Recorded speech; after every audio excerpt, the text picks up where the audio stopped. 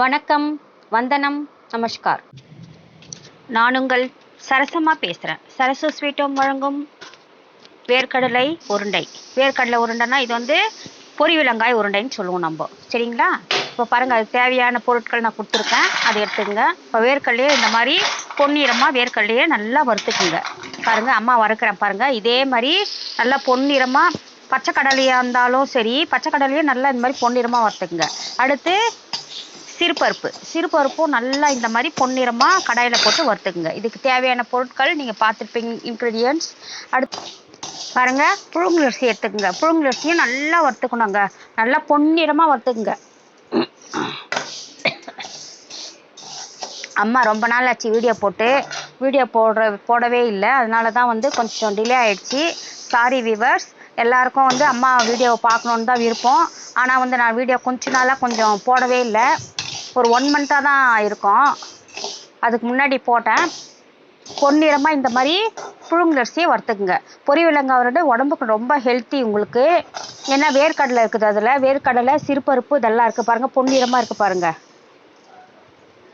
இந்த மாதிரி நல்லா பொன்னிறமாக வறுத்துக்குங்க, பச்சை வாசனை வராத மாதிரி. ஏன்னா நம்ம பவுட்ரு தான் பண்ண போகிறோம். அப்புறமா உடச்சக்கடலை பாருங்கள், உடச்சக்கடலை இந்த மாதிரி இருக்கும், வாங்கி நல்லா பொட்டுக்கடலைன்னு சொல்லுவாங்க, உடச்சக்கடலைன்னு சொல்லுவாங்க. இதை நல்லா வறுத்துக்குங்க. இதையும் நல்லா பொன்னிறமாக வறுத்து இதனோட பவுட்ரு பண்ணி இதில் சேர்த்துக்குங்க. இது எல்லாமே வந்து பவுட்ரும் பண்ணிக்கலாம், ஒன்றும் பாதியமாக கூட அரைச்சிக்கலாம். நீங்கள் மிக்சியில் ஒரு ஓட்டிக்கலாம் பாருங்கள். இப்போ சிறுபருப்பு இந்த மாதிரி நல்லா பவுட்ரு குவான்டிட்டி பார்த்துக்குங்க. 200 கிராம் போட்டால் போதும் சிறுபருப்பு. இது பாருங்கள் 240, அதில் கிராம் காட்டுறேன் பாருங்கள்.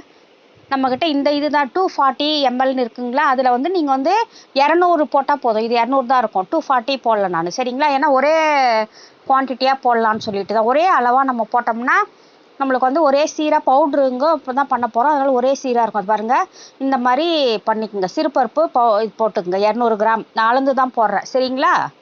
நீங்களும் இதே மாதிரி இருந்தால் மெஷர்மெண்ட் இருந்தால் அளந்து போட்டுக்குங்க. எதுவாக இருந்தாலுமே, கிளாஸாக இருந்தாலும் சரி, சின்ன கிளாஸ் எடுத்துனா அந்த கிளாஸ்லேயே வந்து அளந்துக்குங்க. அதுக்கு 2 மடங்கு வேர்க்கடலை எடுத்துங்க. இதே மாதிரி பாருங்கள், அரிசி புழுங்கலரிசி தான் எடுத்துருக்கேன், பச்சரிசி எடுக்கல அம்மா. புழுங்கலரிசி போட்டிங்கன்னா டேஸ்ட்டு நல்லாயிருக்கும். பாருங்கள், புழுங்கலரிசியும் வந்து 200 கிராம் எடுத்துக்கங்க.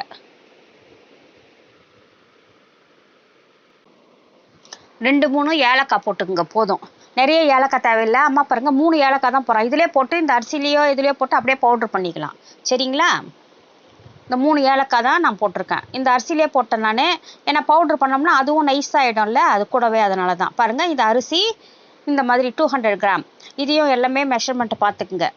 ஏன்னா எல்லோரும் மெஷர்மெண்ட்டு தான் கேட்குறீங்க. நீங்கள் நம்ம ஒரு கையில் நம்ம இதுவாக போட்டோம்னா எங்களுக்கு எப்படி தெரியும்னு கேட்குறீங்க. அதனால் 1/2 கிலோ நீங்கள் வந்து வேர்க்கடலை எடுத்திங்கன்னா 200 கிராம் இது எடுத்து பவுட்ரு பண்ணால் போதும். சரிங்களா? அதனால தான் வந்து சொல்கிறேன். வேர்க்கடலை, பொட்டுக்கடலை 200 கிராம்.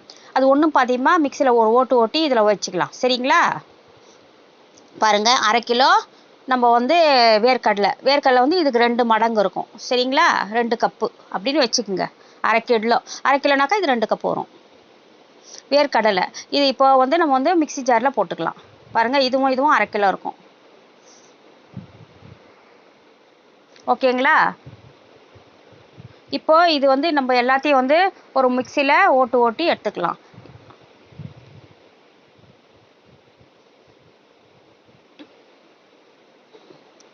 பாருங்கள், பச்சரிசி, சிறுபருப்பு 2த்தையும் மிக்சியில் ஒரு ஓட்டிக்கலாம்.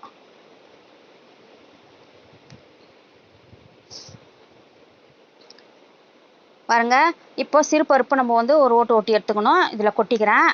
நல்லா ஒரு பெரிய அகலமான ஒரு பேஷன் மாதிரி இருந்தால் அதில் கொட்டிக்குங்க. ஏன்னா நான் அதில் தான் கிளறதுக்கு வாட்டமாக இருக்கும். தட்டிலெல்லாம் கொட்டினீங்கன்னா சூட்டுக்கு கிளற முடியாது. அதனால் பேஷன் மாதிரி இருந்தால், ஏன்னா வெல்லம் பாகம் எடுத்து இப்போ இதில் வந்து நம்ம இது பண்ணோம். இப்போ இது வந்து வேர்க்கடலையே நம்ம பண்ணிக்கலாம். அரிசியை வந்து நம்ம வந்து பவுட்ரு பண்ணிக்கலாம். பாருங்கள், இந்த மாதிரி பேஷன் மாதிரி எடுத்துக்கினேன்.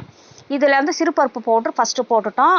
இப்போ அடுத்து நம்ம வந்து அரிசியை நல்லா பவுட்ரு பண்ணிக்கலாம், புழுங்கலரிசியை. சரிங்களா? புழுங்கலரிசி நல்லா பொன்னிறமாக வறுத்த புழுங்கலரிசி, ஏலக்காய்லாம் வச்சோம் இல்லைங்களா, அதையும் பவுட்ரு பண்ணி இதில் போட்டுக்கலாம்.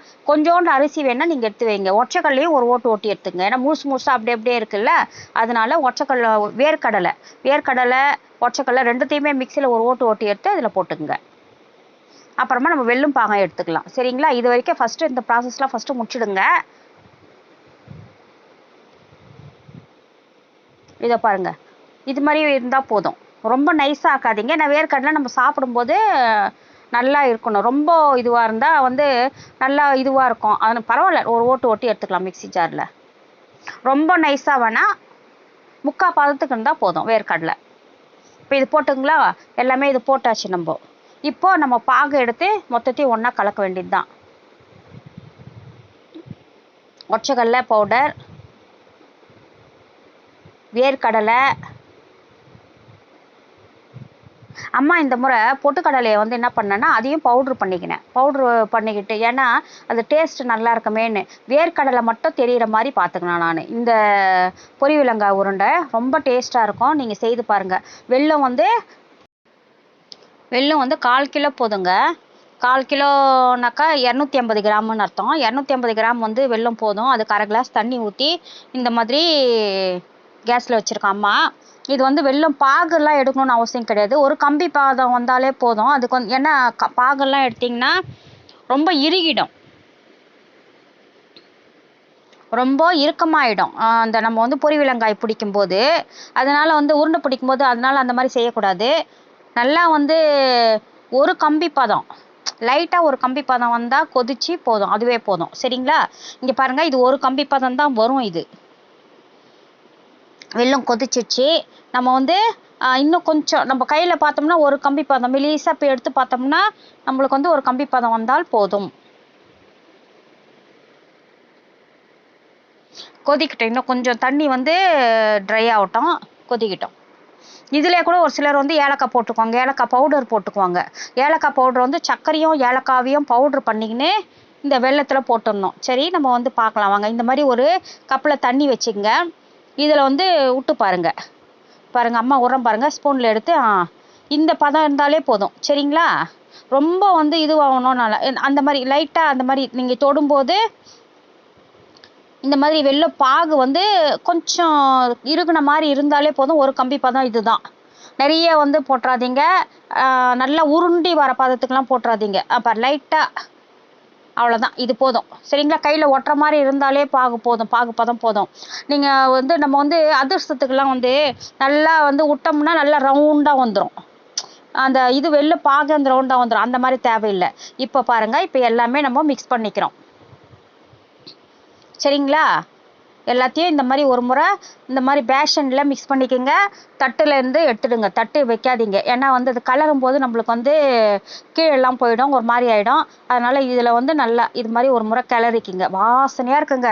வேர்க்கடலை, அரிசி மாவு, ஏன்னா அது வந்து ப்ரௌன் அரிசி, அந்த அரிசியை வந்து நல்லா வந்து பொன்னிறமாக வறுத்துட்டு இல்லைங்களா, அதனால் செம்ம டேஸ்ட் ஆகுது. இந்த மாதிரி கொஞ்சம் கொஞ்சமாக பாகை எடுத்து இதில் விட்டு நம்ம சூடாக இருக்கும், அதனால் கரண்டியில் கிளறிக்கிங்க.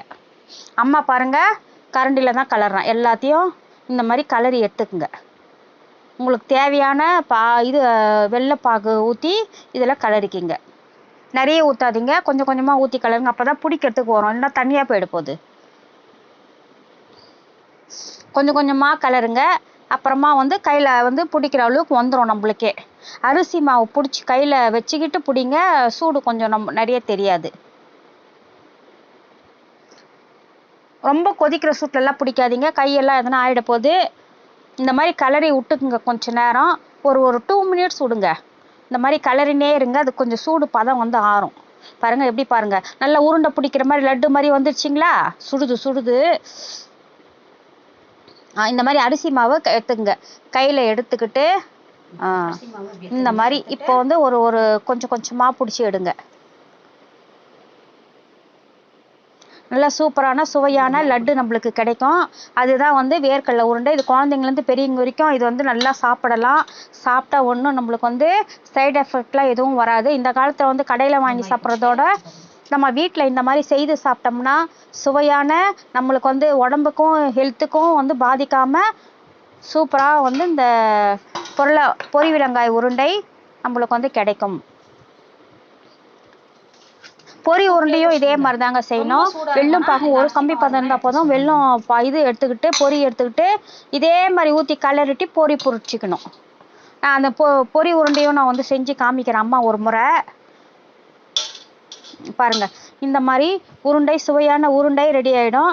அரிசி மாவு இந்த மாதிரி வந்து பிடிச்சிக்குங்க, அதுக்கு மேலே தொட்டு தொட்டு பிடிச்சிக்குங்க. பிடிச்சிங்கன்னா வந்து அந்த இது வந்து உங்களுக்கு வந்து வராது. பாருங்க அரிசி மாவு தோறேன் பாருங்க, அரிசி மாவுலேயே போட்டேன் நான். இது பாருங்க இந்த மாதிரி பிடிங்க.